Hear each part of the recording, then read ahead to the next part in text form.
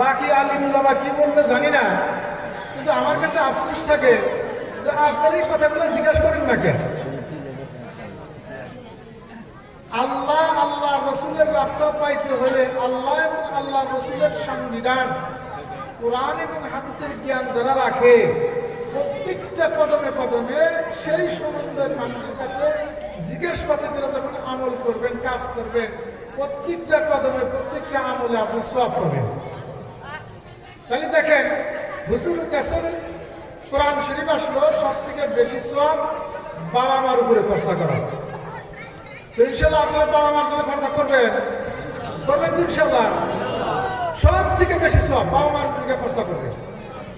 এখন কথা হলো আমরা খরচা করি, উল্টা করি। বাজান পয়সা আছে, আম্মাজান পয়সা আছে, তখন